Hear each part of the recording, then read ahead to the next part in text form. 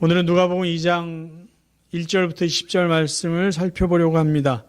이 본문을 통해서 예수님께서 인간으로 오신 그 성탄이죠. 탄생의 이야기를 두 가지 관점으로 저는 살펴보려고 합니다. 첫째는 하나님의 외아들 예수 그리스도께서 이 세상에 아기로 태어나신 의미가 어떤 의미가 있는 것인가.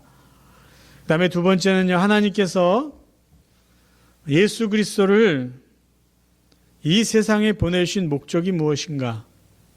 특별히 이 부분을 통해서는요, 하나님이 저와 여러분에게 베풀으신 구원의 은혜가 얼마나 깊은지를 살펴보려고 합니다. 자, 먼저 예수님의 탄생의 의미는 우리가 성탄절 되면 늘 이 부분을 한 번씩 확인하고 지나갔는데요. 오늘 누가복음 2장 말씀을 보면서 예수님 탄생의 의미를 다시 한번 우리 확인해 보는 시간, 정리해 보는 시간을 갖기 원합니다. 자, 예수님이 이 세상에 태어나신 것은 진짜일까요? 가짜일까요? 실화일까요? 허구일까요? 역사적인 사실일까요? 아니면 역사적으로 꾸며낸 이야기일까요? 제가 지난번에 누가복음을 시작하면서 누가라는 사람에 대해서 이야기한 것이 있어요. 누가는 직업이 의사였는데 그가 예수 그리스도에 대해서 쭉 기록할 때 역사적인 관점을 가지고 시간 순서대로 예수님의 태어나심과 사역하심과 죽으시고 부활하신 것을 기록해 나갔다고 말씀을 드렸습니다. 그러니까 누가라는 사람은 역사적인 관점을 갖고 있었어요. 그래서 누가복음을 기록할 때 시간 순서대로 기록했다라는 것이죠. 자, 누가가 우리에게 기록하고 알려주는 그 복음의 내용에 예수님의 태어나신 것이 억지로 지어서 꾸며서 만든 이야기일까요? 아니면 역사적인 증거를 담아 저희들에게 전해주고 있을까요?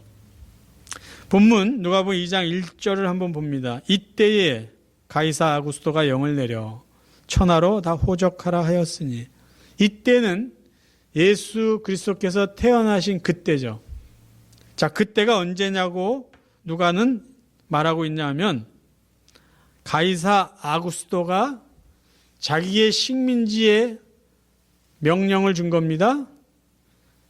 나의 식민지의 통치를 받고 있는 모든 나라와 모든 사람들은 다 호적을 등록해라. 왜 그런 이야기를 했냐 하면 식민지 모든 나라 백성들에게 세금을 걷어들이기 위해서 호적 신고의 명령을 내립니다. 이것은 역사적인 사실이죠. 자, 이때를 좀 더 구체적으로 말씀드리면 헤롯 대왕이 죽은 때라고 역사적으로 말을 하고 있습니다. 헤롯 대왕은 언제 살았던 사람이냐? BC 37년에서 BC 4년까지 살았던 실제 역사적으로 존재했던 사람이에요.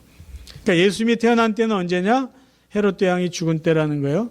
그래서 누가복음 1장에 표현된 대로 가이사 아구스토가 로마를 통치하고 있었던 때입니다. 가이사 아구스토의 본명은 가이우스 옥타비우스라고 그러는데 그는 BC 27년에 태어나 AD 14년에 죽었다고 합니다. 로마를 아주 탁월하게 통치했고 행정력이 뛰어난 황제로 알려져 있습니다. 누가는 여기서 멈추지 않고 역사적으로 실존했던 한 사람의 이름을 더 언급해요. 2절에 나와 있어요. 이 호적은 구레뇨라는 사람이 수리아 지역에 총독으로 있었을 때라고 다시 한번 목 박듯이 역사적으로 실존했던 인물을 거론합니다. 구레뇨라는 사람은 수리아를 2번 통치했다고 합니다. BC 12년에서 2년, AD 6년에서 9년. 자, 지금 누가가 이때 예수가 아기로 이 땅에 태어나신 때는 역사적으로 이러이러한 사람들이 그 시대를 다스렸었던 때라고 정확하게 이야기해 주고 있죠. 결론은 무슨 이야기죠? 예수님은 이 세상에 실제로 존재했던 역사적인 인물이라는 것을 그냥 증명해 주고 있는 것이에요. 그러니까 이걸 믿어라 말아라 뭐 설득하고 설명하려고 이야기한 게 아니라 사실을 그냥 증언해주고 있는 것입니다. 예수는 이 세상에 인간으로 태어났는데 언제 태어났냐? BC 4년경에 태어난 실존 인물이라는 것입니다. 자, 이제 두 번째 우리가 예수님의 탄생의 이야기를 해서 확인하고 넘어가야 될 게 있어요. 왜 요셉은 산딸이 다 된 임산부 마리아를 데리고 나사렛에서 베들레헴까지 갔냐라는 것이에요. 자, 요셉이 베들레헴에 간 이유는 자기가 거기서 태어났기 때문이에요. 본적지에 가서 호적을 정확하게 등록하기 위해서 간 겁니다.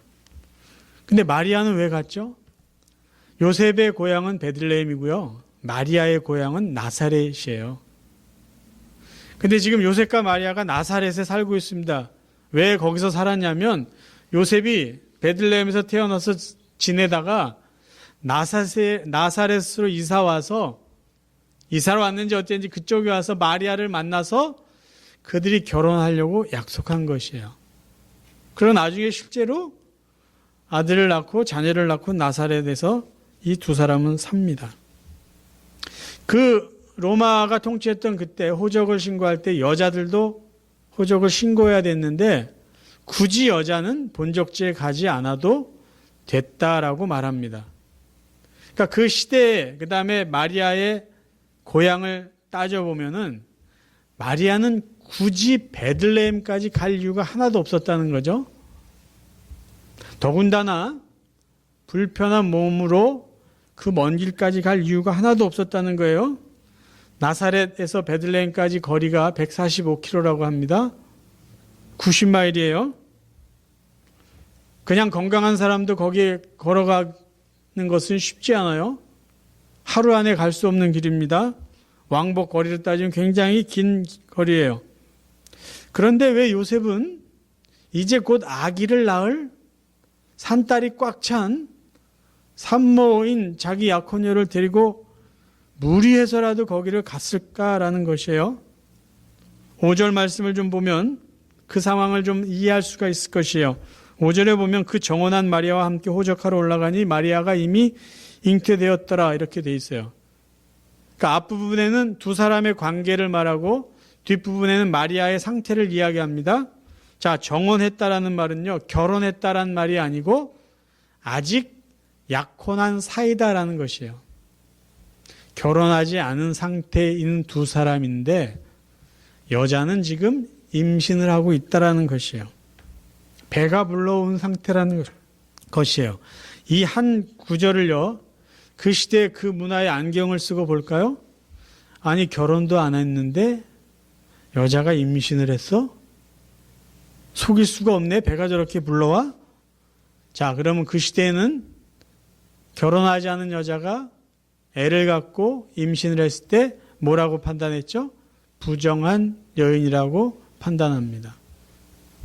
그래서 만약에 요셉이 그래, 우리 이제 곧 결혼할 건데 당신 몸도 무겁고 힘드니까 내가 혼자 가능한 빨리 베들레헴 가서 호적 신고하고 올게. 아무리 빨리 갔다 와도 글쎄요, 한 5일 걸릴까요? 그럼 그동안 마리아는 자기 집에서 어떤 마음으로 사람들의 어떤 시선을 당하면서 살아야만 했을까요? 지내야만 했을까요? 잘못하면은 그 주위에 있는 사람들이 돌을 던질 수도 있어요. 이 부정한 여자라고.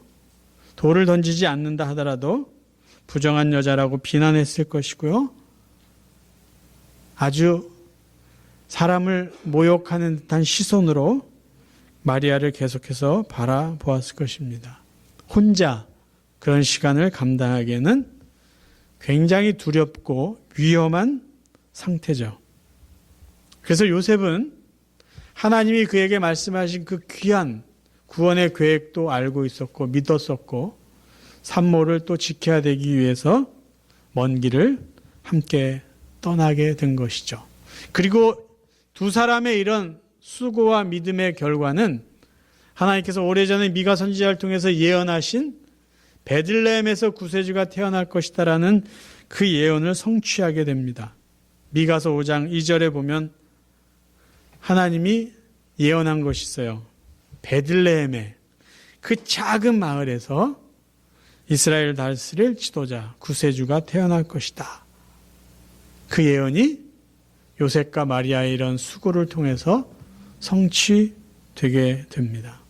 한 가지 우리가 더 살펴볼 게 7절의 맏아들로 예수 그리스도가 태어났다라는 것이에요. 맏아들을 낳아. 이 맏아들이라는 한 단어가 신학적으로 굉장히 중요한 단어입니다. 여러분, 맏아들이라는 의미에는요, 그 밑에 또 다른 자녀가 있다라는 뜻이에요. 근데 이게 뭐가 중요할까요? 맏아들로 태어났다라는 이 단어 하나는 캐톨릭에서 주장하는 마리아 평생 동정녀 이 교리를 반박하고 부인하는 중요한 단서가 됩니다. 캐톨릭에서는요, 반드시 믿어야 될 교리 중에 하나가 마리아 평생 동정녀 교리예요.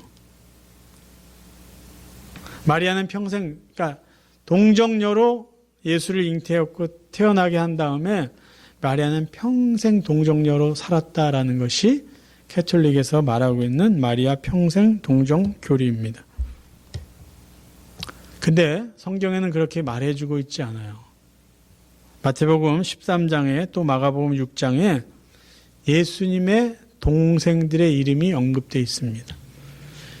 마태복음 13장 55절에 이는 그 목수의 아들이 아니냐, 그 모친은 마리아, 그 형제들은 야고보, 요셉, 시몬, 유다. 마가는요, 여동생들까지 언급합니다. 마가복음 6장 3절 이 사람이 마리아의 아들 목수가 아니냐, 야고보와 요셉과 유다와 시몬의 형제가 아니냐, 그 누이들이 우리와 함께 여기 있지 아니하냐 하고 예수를 배척하니라. 마리아를 너무 높여보는데 캐톨릭에서는요, 그렇지 않다라는 거죠. 하나님이 그 여인을 귀하게 사용하셨지만 그가 평생 동정녀로 살았다. 그것은 성경에서 말해주고 있는 내용이 아니다라는 겁니다. 또 하나 이 맏아들이라는 의미가 갖는 신학적인 귀한 의미가 있어요. 맏아들은 예수님이 모든 인류보다 가장 뛰어나고 가장 완전한 분으로의 의미. 그 다음 우리가 알듯이 예수님이 부활하신 첫 번째 열매다 이런 표현이 있는데 예수님이 부활하신 첫 번째 모형, 모델을 보여주셨다. 그래서 예수 그리스도를 믿는 우리들도 예수 그리스도처럼 부활한다라는 그런 의미로 맏아들을 이해할 수 있고요. 더 나아가서 모든 인류가 본받고 따라야 될 진정한 삶의 모델, 모범은 예수 그리스도다. 그런 의미로 우리는 맏아들을 이해할 수가 있습니다.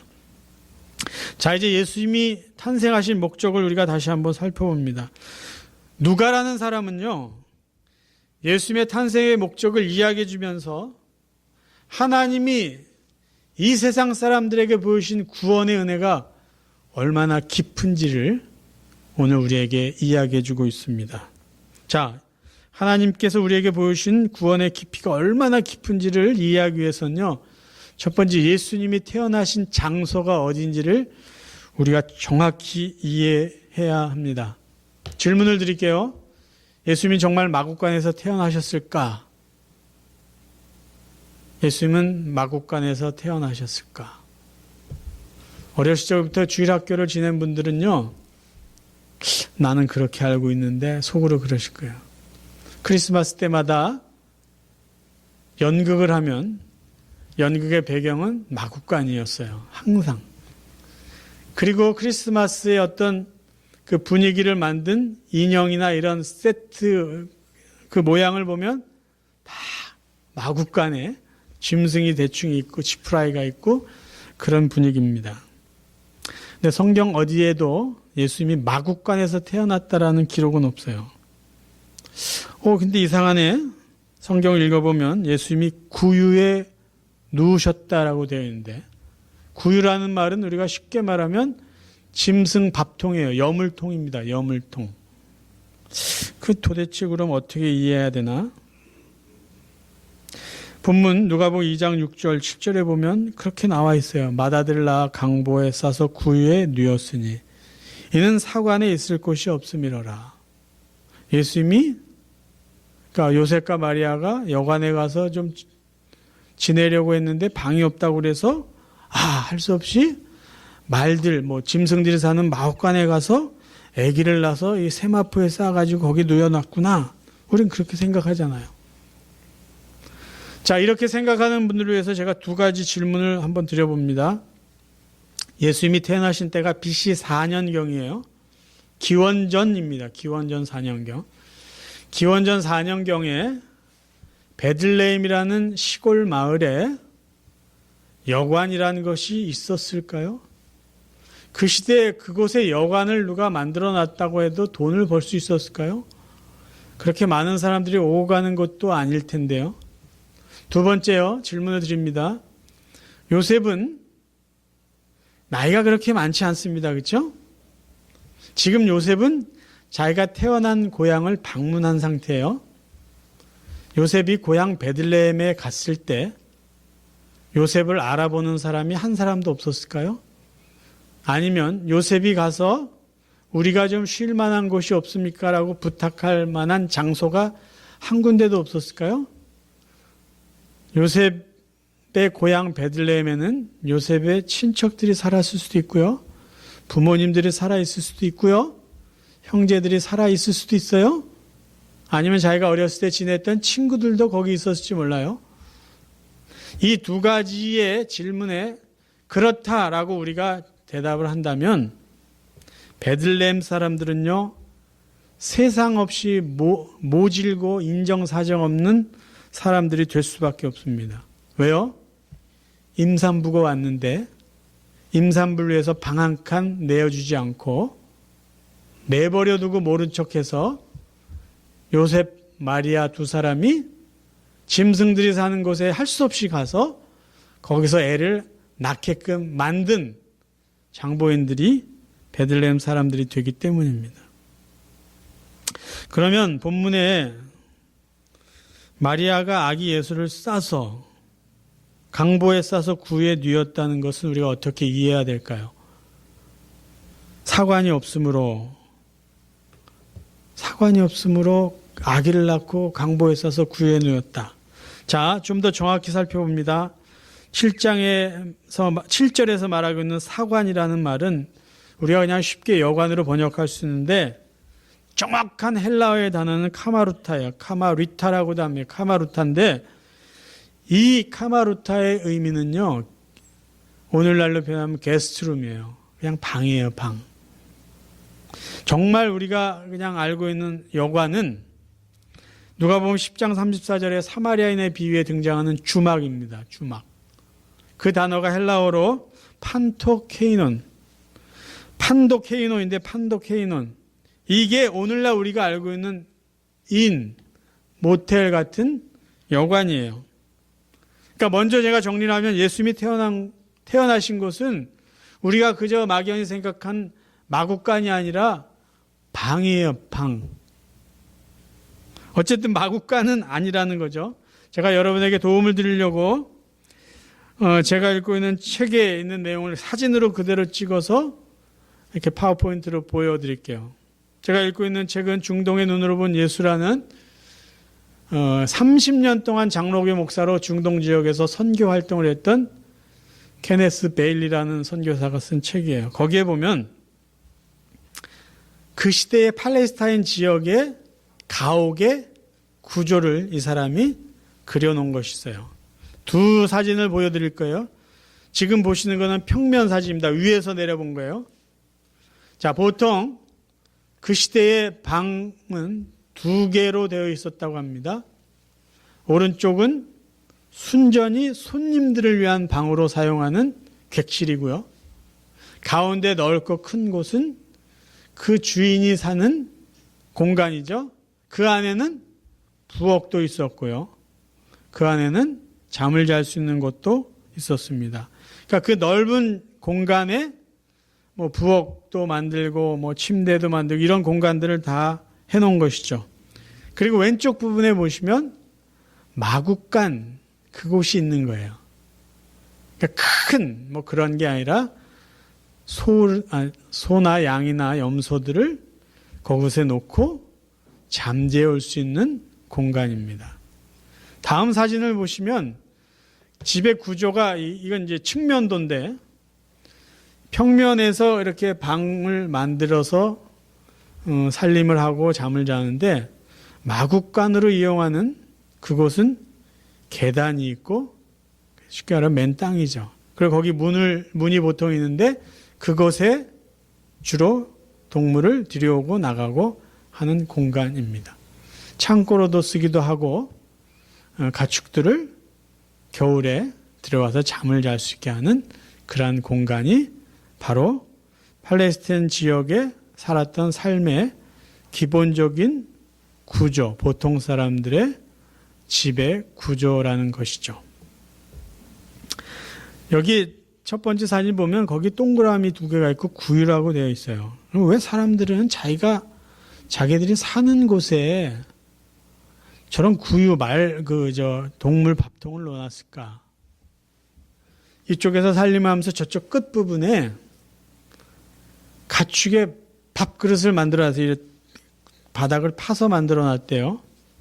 왜 그러냐면 저녁에 밤에 양이든 염소든 그 전체 집 안에 들어와서 잘 때 그들이 먹을 수 있는 곳을 그곳에다 이렇게 놔두고 잠을 잔다라는 것이죠. 아니 그럼 왜 저녁에 양이나 염소들이 거기 와서 잠을 자게 하느냐?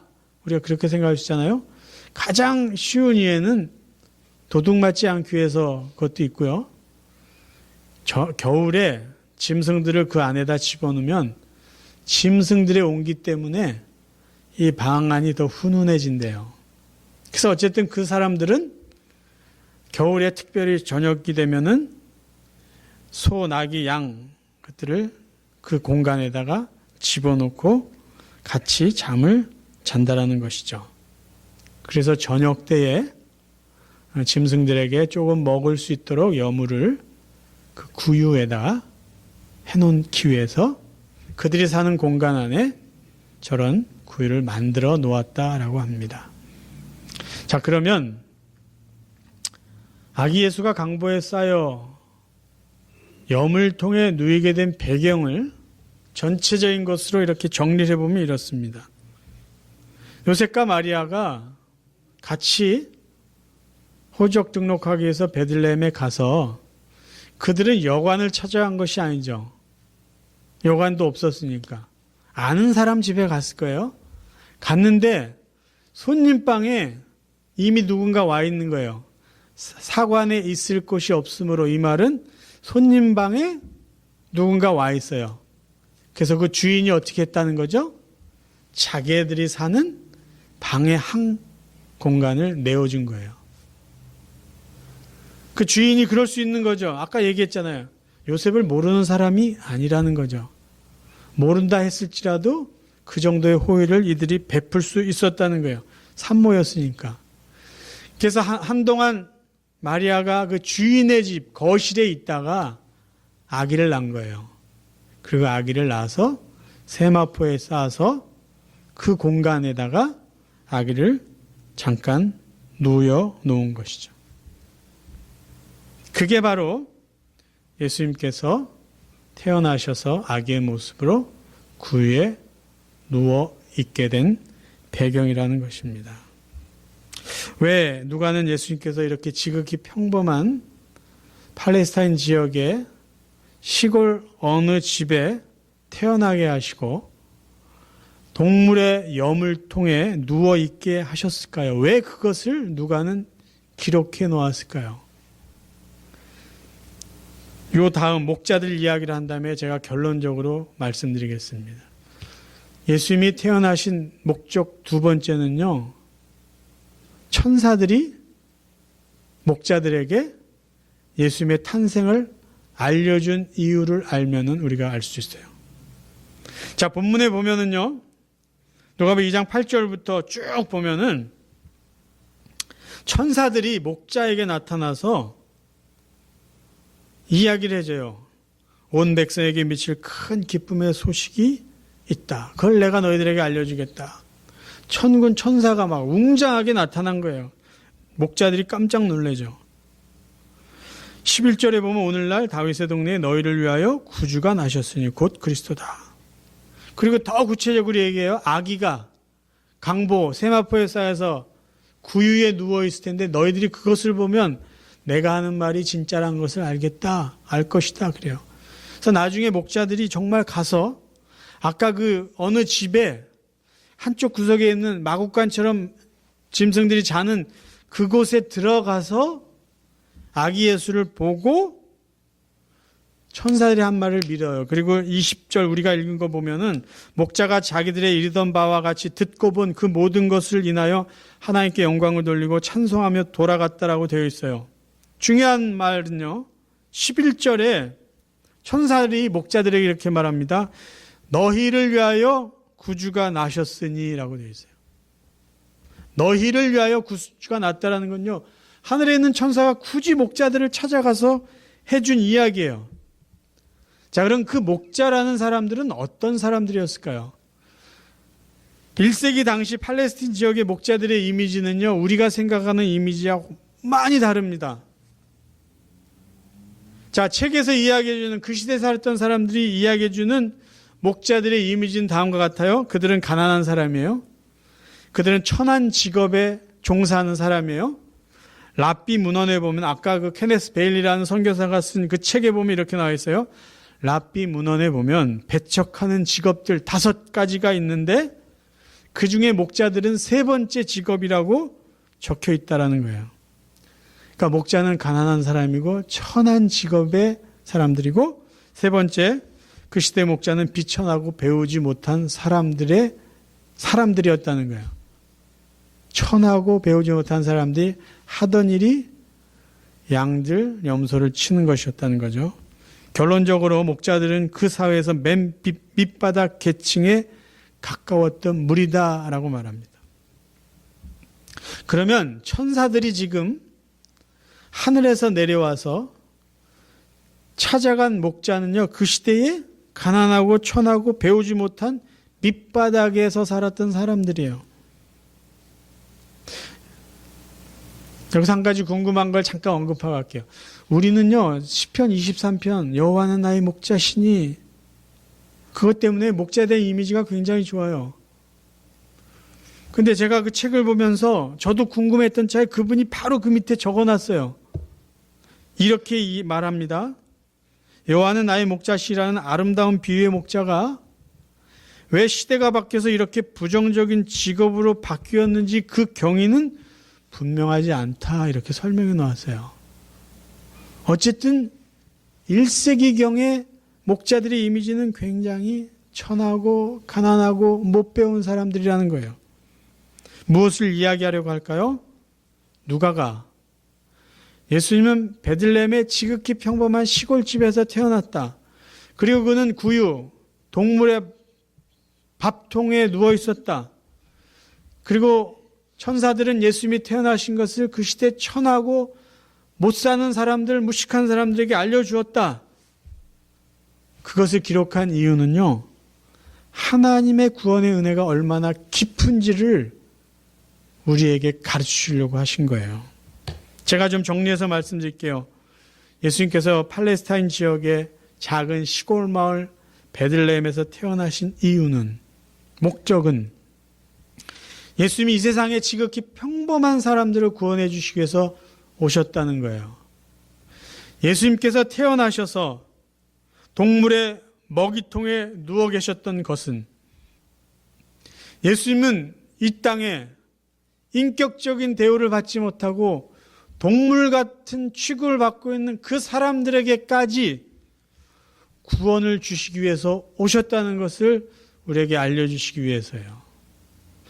천사들이 목자들에게 무식하고 가난하고 천한 그 목자들에게 구주가 나타나셨다. 바로 너희를 위해서 구주가 나타나셨다라고 말해준 이유는, 예수님이 이 땅에 오신 이유와 목적은 가난하고 천하고 무시당하고 사람들에게 우습게 여김을 당하는 목자와 같은 사람들까지도 구원해 주셔서 오셨다라는 것을 우리에게 정확히 알려주기 위해서라는 겁니다.